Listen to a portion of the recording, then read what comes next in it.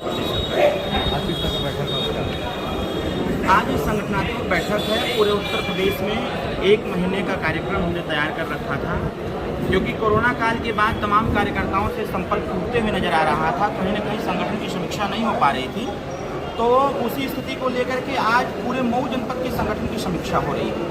और समीक्षा के दौरान माननीय नेताजी श्री ओम प्रकाश राजभर जी की जो सोच है, जो वर्तमान में माहौल बना हुआ है, वो माहौल सरकार के प्रति क्या है, सरकार के विपरीत क्या है, आज इन सारी चीज़ों को कार्यकर्ताओं को अवगत कराया जाएगा और ये स्पष्ट जानकारी दी जाएगी कि माननीय नेताजी की जो विचारधारा है, जो उनकी सोच है 2022 चुनाव को लेकर के, उसको जन जन तक पहुँचावें और पहुँचा करके अपने पक्ष में मतदान करने के लिए लोग प्रेरित करें, लोगों को उत्साहित करें, लोगों को जागरूक करें कि जो वर्तमान की सरकार है वो लगातार 4.5 साल से जिस प्रकार से जनता के साथ धोखा दे रही है, जनता को गुमराह कर रही है, इनकी सच्चाई बताने की आवश्यकता है।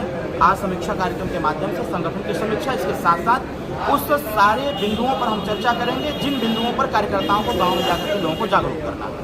क्या वजह है जो वैसे देखिए, वजह कुछ होता नहीं है, इसको हम वजह नहीं कहेंगे, क्योंकि राजनीतिक व्यवस्था है और राजनीति में उत्तर प्रदेश का जो माहौल बना हुआ है, हर कोई चाहता है कि ओम प्रकाश राजभर जी के साथ हम खड़े रहें।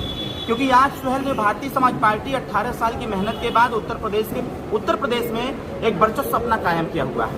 वो वैसी ही व्यवस्था नहीं है, व्यवस्था भारतीय जनता पार्टी को भी है, समाजवादी पार्टी को भी है। मतलब उत्तर प्रदेश की राजनीति में जितने भी दल के लोग हैं, सभी लोग चाहते हैं कि ओम प्रकाश राजभर जी के साथ गठबंधन किया जाए।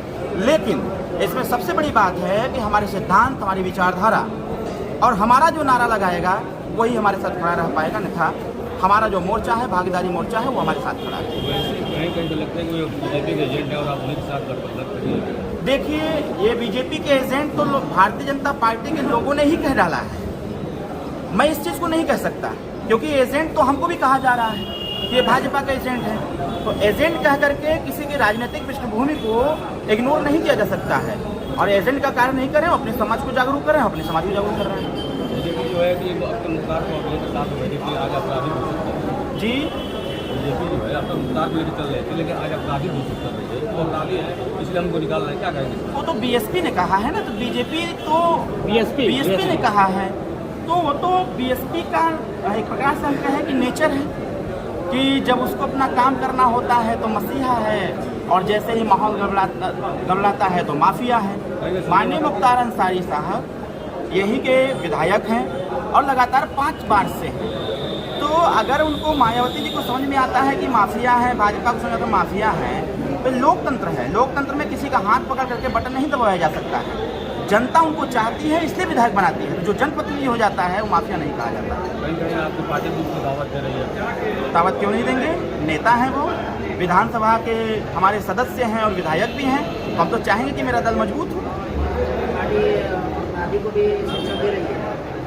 देखिए, कोई टैग नहीं लगा हुआ है। वो मामला जब कोर्ट में तो अभी तक नहीं कहा है कि ये माफिया है, अपराधी है, गुंडा है, जो कुछ भी है। जिस दिन कोर्ट कह देगा कि हाँ ये माफिया है, गुंडा है, अपराधी, उस दिन हम स्वीकार कर लेंगे, फिर विचार करेंगे।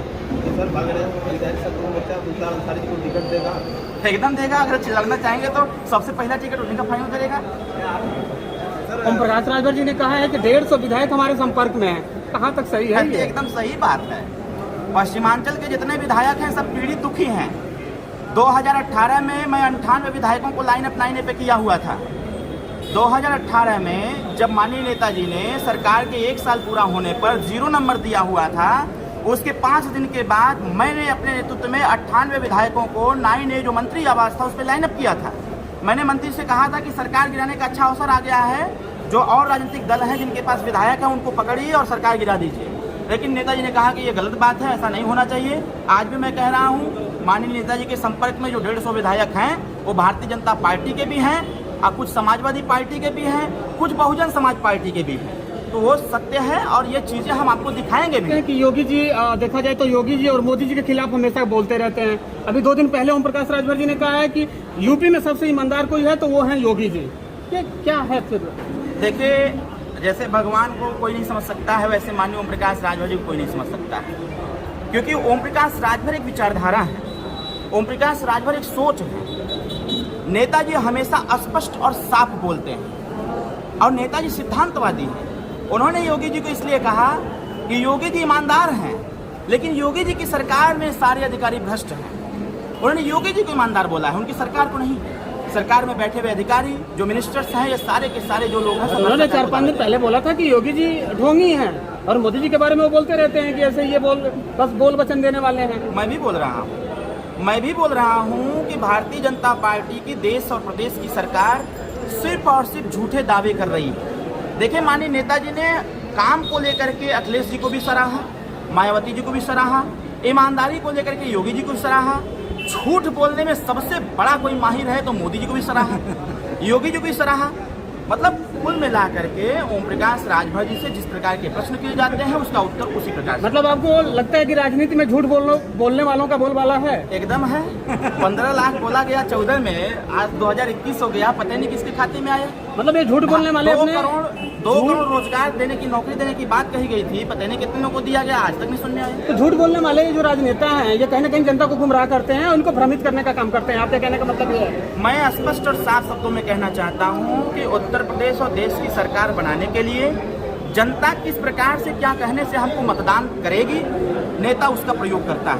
और स्पष्ट हो गया है कि देश के प्रधानमंत्री और उत्तर प्रदेश के माननीय मुख्यमंत्री महोदय जी झूठ बोलने में माहिर हैं। आज युवा परेशान हैं, महिलाओं के साथ रेप हो रहा है। अभी आज देखिए प्रयागराज में बिंदु कुशवाहा के साथ रेप हुआ, उसकी हत्या हो गई, मुकदमा पंजीकृत नहीं हो रहा है, कुशवाहा समाज धरना दे रहा है।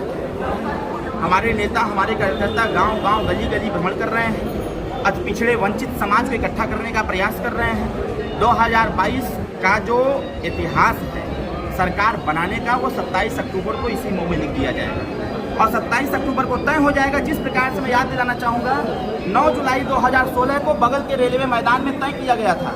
भारतीय जनता पार्टी के अध्यक्ष अमित शाह जी आए थे और उसी दिन घोषणा हो गया था कि अब यूपी में भाजपा की सरकार बनेगी। उसी प्रकार से 27 अक्टूबर 2021 को मऊ के हल्दरपुर में यह तय कर दिया जाएगा कि 2022 की सरकार किसकी बनेगी। 2022 की सरकार भागीदारी संकल्प मोर्चा। बट बीजेपी वाले कहते हैं कि हमारे साथ थे तो 4 जीत भी गए, इस बार तो इनकी लुटिया डूब जाएगी। तभी तो समझ में आ गया। अभी एबीपी न्यूज ने एक सर्वे दिखाया कि 188 सीट से ऊपर नहीं जा रहे हैं, 325 सीट भाजपा जीती थी। आज भारतीय जनता पार्टी डेटॉल साबुन से हाथ धोकर ओम प्रकाश राजभर जी के पीछे पड़ा हुआ है कि गठबंधन हमसे कर लीजिए। ये कहने वाले लोग अपने गिरेबान में झांक करके देखें कि आज जब ओम प्रकाश राजभर साथ नहीं है तो सर्वे रिपोर्ट 188 का आ गया, आज जब साथ था तो 325 का सर्वे था। ये भारतीय जनता पार्टी का कहेंगे, ये अपने गिरेबान में झांक करके देखें, समझ में आ जाएगा होगा 2022 में। 2022 किसकी लड़ाई आपके साथ? किसी की नहीं। कोई आप अकेले? अरे हम अकेले प्रचंड हैं। कुछ दिन पहले स्टिंग ऑपरेशन हुआ था, उस पर क्या कहना चाहते हैं? कुछ नहीं, हम तो कह रहे हैं लगातार करवाओ भैया स्टिंग ऑपरेशन। अगर हैसियत, अगर औकात हैसियत है तो भारतीय जनता पार्टी के बड़े मंत्रियों की स्टिंग ऑपरेशन करके दिखा दीजिए, दूध का दूध, पानी का पानी हो जाएगा। ये ओम प्रकाश राजभर मतलब आपके कहने का मतलब है कि बीजेपी के जो बड़े मंत्री हैं वो माननीय मुख्यमंत्री महोदय जी ने कराया है भाई, उसमें क्या कहना है मुझे, स्पष्ट कह रहा हूँ, माननीय मुख्यमंत्री महोदय ने कराया, क्योंकि वो 2022 में देख रहे हैं कि हमारा पतन होने जा रहा है और पतन का सिर्फ एक कारण है ओम प्रकाश राजभर। तो कैसे इनको हम लोग बेइज्जत करेंगे, जिनकी लोकप्रियता बढ़ती जा रही है, इनकी लोकप्रियता कैसे हम तार करेंगे। तो भारतीय जनता पार्टी में तो कह रहा हूँ लगाओ, हमारा तीनों फोन सर्विलांस में लगा हुआ है, मेरे 3 नंबर है, तीनों सर्विलांस में लगा हुआ है और रोज बतियाता हूँ। जहाँ हमारा बात रोज बतियाता हूँ, कहता भी हूँ कि जितना सुनना चाहते हो सुनो, हमारा कारवां रुकेगा नहीं। समाज का क्या संदेश है? हमारा समाज 95% सुहेलदेव भारतीय समाज पार्टी के साथ है। मैं निवेदन करूंगा कि माननीय ओम प्रकाश राजभर वंचित वर्ग के लिए हर जाति में गरीब हैं, गरीबों के लिए मंत्री पद से इस्तीफा दिया है, इसका लाज रखते हुए पूरे दमखम के साथ पार्टी के साथ और मोर्चे के साथ खड़े रहे। 2022 में सरकार में हमारे